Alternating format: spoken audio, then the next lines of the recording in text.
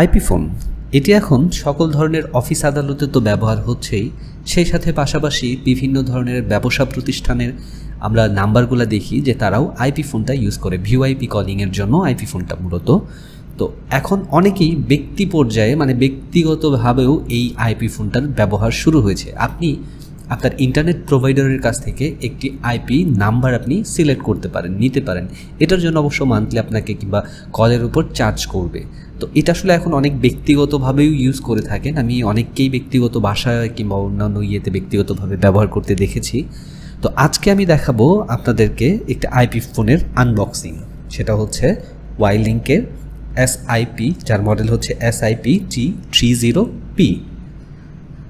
আপনারা দেখছেন টেকমাই টিউন, আপনাদের সাথে আছি আমি রেডস।